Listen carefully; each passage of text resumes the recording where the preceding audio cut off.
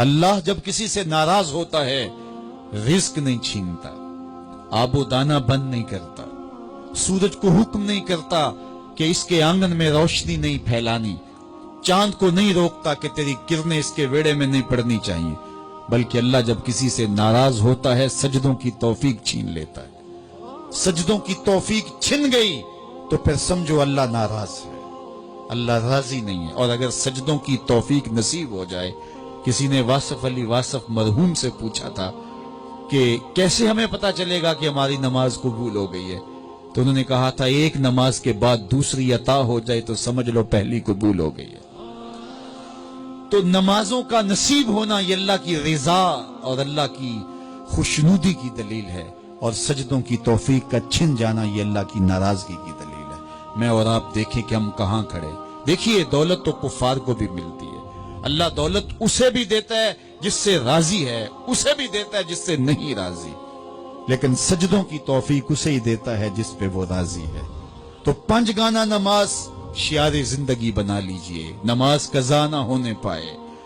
قیامت کے دن بے نمازی اس صف میں کھڑا ہوگا جس صف میں نمرود کھڑا ہوگا، جس صف میں حامان کھڑا ہوگا، قارون کھڑا ہوگا، شداد کھڑا ہوگا۔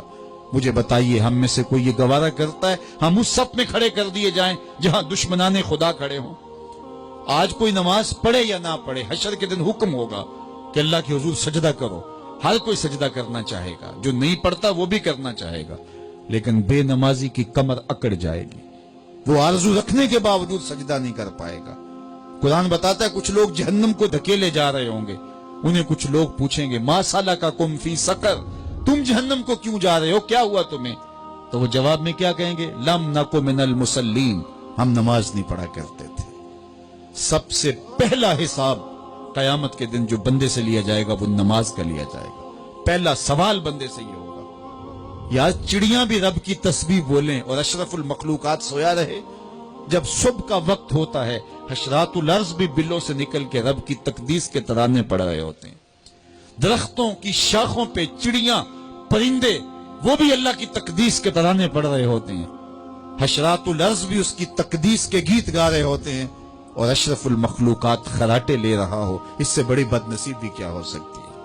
آئیے 5 گانا نماز شعار زندگی بنا لے۔ اس مجلس میں اگر کوئی بے نمازی ہے تو آج عزم مصمم کر کے یہاں سے لوٹے کہ آج کے بعد نماز نہیں چھوڑوں گا، اور اگر آپ 5 گانا نماز کی عادت رکھتے ہیں تو آپ کو مبارک ہو، لیکن یہ عزم کر کے جائیے اپنے گھروں میں، اپنے اعزاء و اقرباء اور اپنے دوستوں میں اس زور سے تلقین اور تاکید کریں گے نماز کی کہ وہ پکے نمازی بن جائیں گے۔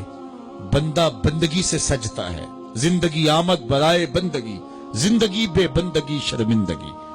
اگر زندگی میں بندگی نہیں تو زندگی کے پلے ہے کیا؟ علماء نے لکھا ہے کہ یہ سارے درخت حالت قیام میں ہیں، چوپائے حالت رکوع میں ہیں، مینڈک تشہد میں ہیں، اور حشرات الارض سجدے میں ہیں، اور انسان اشرف المخلوقات ہے۔ اس کی عبادت میں درختوں کا قیام بھی رکھا گیا، اور رکوع بھی رکھے گئے، اور سجدے بھی رکھے گئے، اور قعدے بھی رکھے گئے، اس لیے تاکہ اس کی عبادت تمام مخلوقات کی عبادات کی جامع بن جائے۔ لیکن اس کے باوجود اللہ کے حضور سجدہ ریز ہونا پسند نہ کرے تو بتائیے کیسے رحمتیں اس کے اوپر اتریں گی؟ خوش نصیب تو وہ ہیں جو 5 گانا نماز ادا کرنے کے بعد تہجد بھی قضا نہیں ہونے دیتے، سجدوں سے اللہ کے حضور حاضری پیش کرتے ہیں۔ سب سے زیادہ بندہ اللہ کے اس وقت قریب ہوتا ہے جب سجدے میں سر رکھا ہوا ہوتا ہے، انسان کے اشرف اعضاء اس کے سر